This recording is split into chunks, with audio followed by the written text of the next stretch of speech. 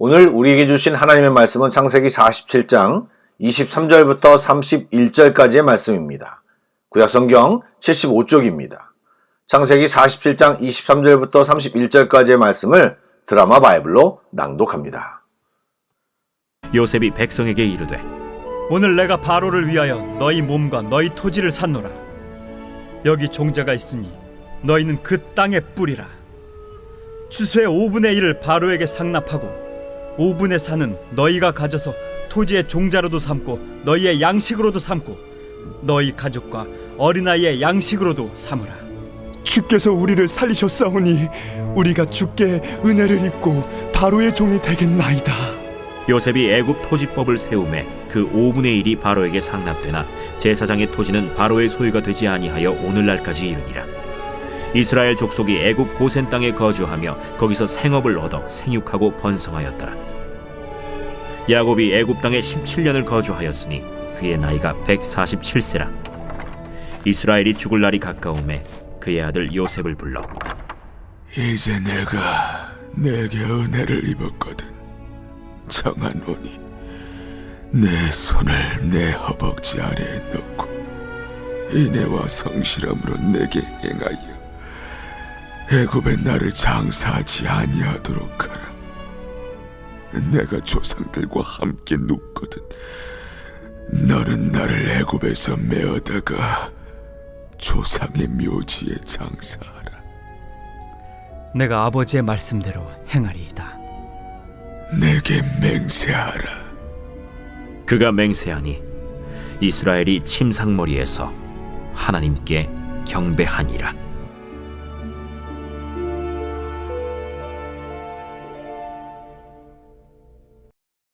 평안하십니까? 오늘은 새벽을 깨우셨습니까? 아니면 피곤해서 다른 시간이십니까? 여러분 언제든 상관없습니다. 주님과 교제를 하느냐 안 하느냐가 중요합니다.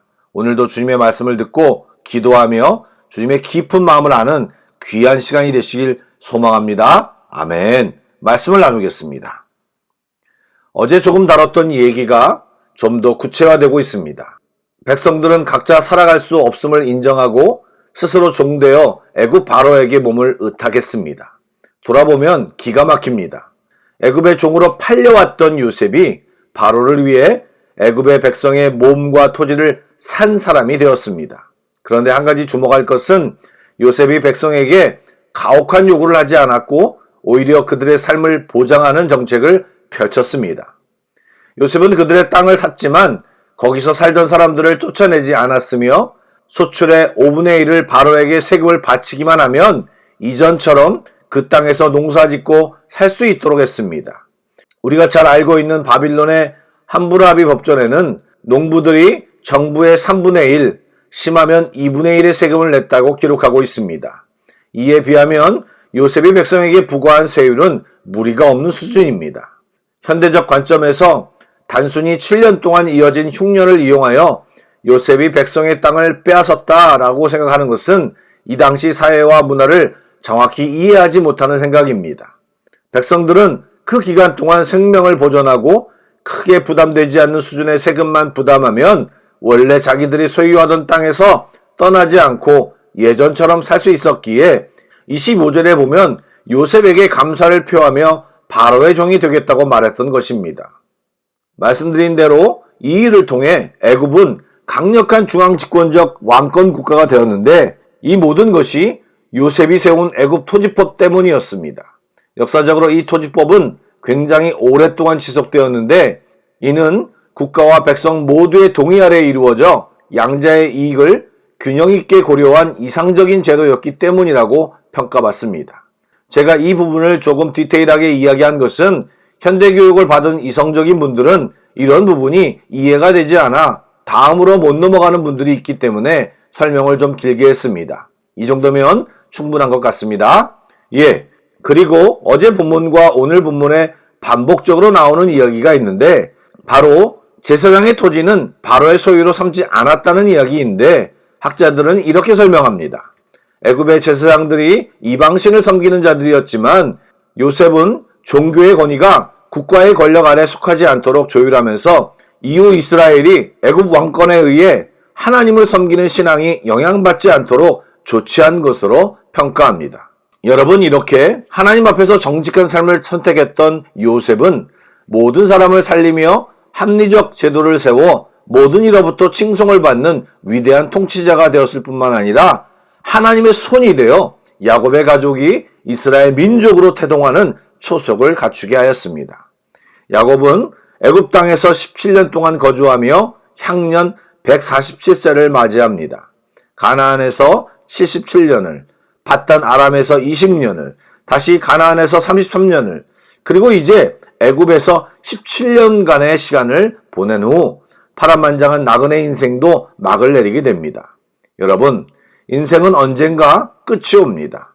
온갖 부귀영화를 누렸던 힘든 인생을 살았던 결국 100년 정도의 시간으로 끝을 맺고 이어 영원한 하나님의 나라로 옮겨져 감을 알고 이 땅에서의 나그네 삶을 의미 있게 사는 것이 중요합니다. 야곱은 죽을 날이 가까워지자 요셉을 불러 인애와 성실함으로 약속을 행할 것을 요구합니다.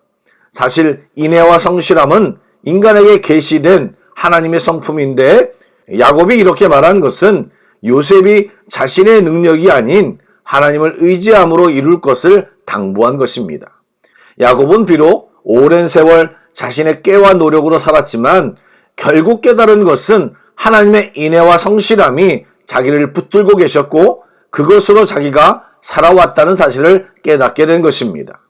그리고 이어 자기가 죽으면 애굽 땅이 아닌 조상의 묘지, 즉 막벨라 굴에 장사할 것을 요셉에게 부탁합니다. 이때 그냥 부탁으로 그치는 것이 아니라 허벅지 아래에 손을 넣고 맹세하게 합니다. 이 맹세 방법은 아브라함이 이삭의 아내를 찾기 위해 종에게 맹세를 요구할 때의 행동과 같은 것인데 이 맹세는 개인의 유익이 아닌 하나님의 언약과 자손을 위한 일임을 의미하는 것입니다. 바로 하나님의 약속과 가나안 땅에서 이어질 자손들의 신앙까지 생각하는 마음인 것입니다. 우리도 이런 생각과 꿈을 가져야 합니다. 자녀들이 다음 세대가 부유하게 살고 잘 사는 것도 중요하지만 하나님의 백성으로 사는 것이 얼마나 큰 축복인지 우리가 먼저 제대로 알고 자녀들에게 물려주는 일을 최선을 다해 노력하는 부모가 되시길 축복합니다. 아멘. 그리고 약속 이행에 대한 요셉의 맹세가 끝나자 야곱은 즉각적으로 하나님께 경배를 드립니다.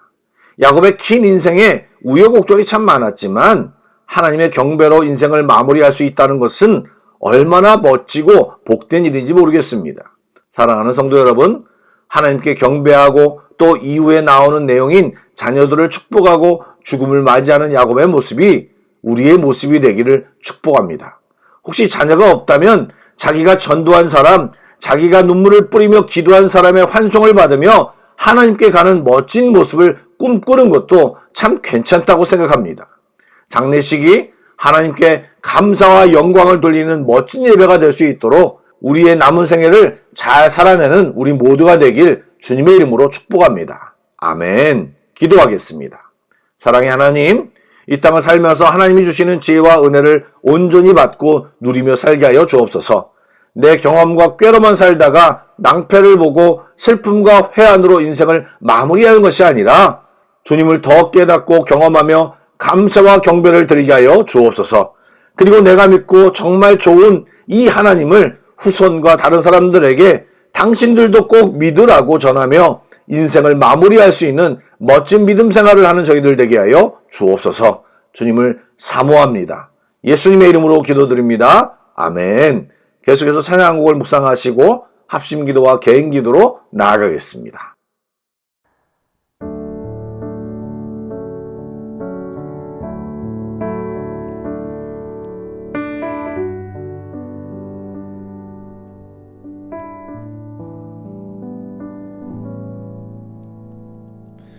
날마다 숨 쉬는 순간마다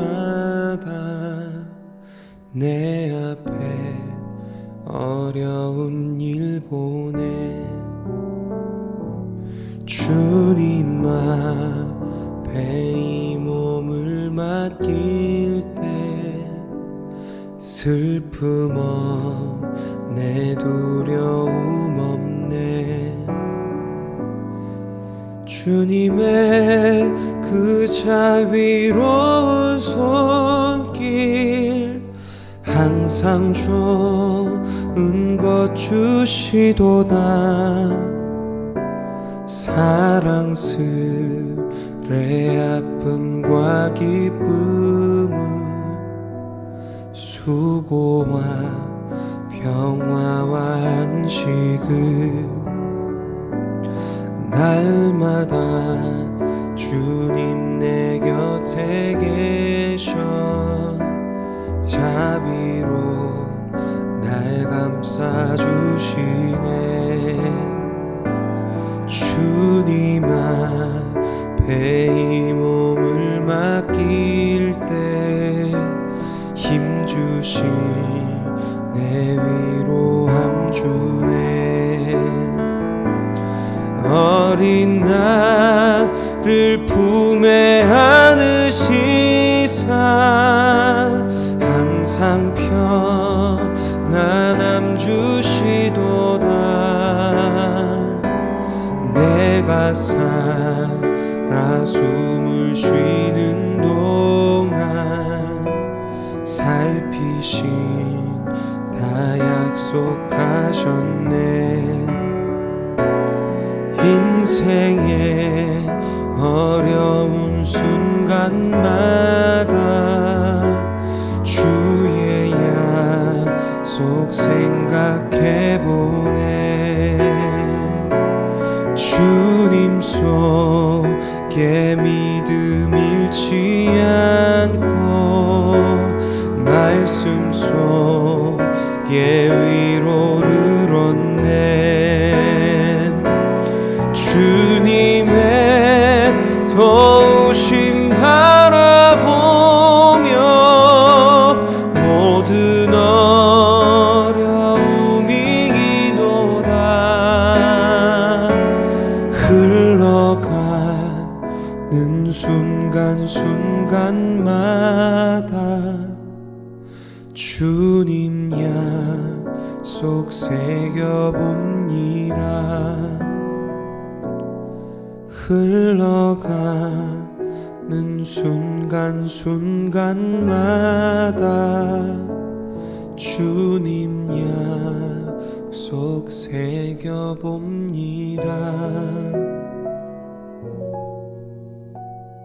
주님 약속 새겨봅니다.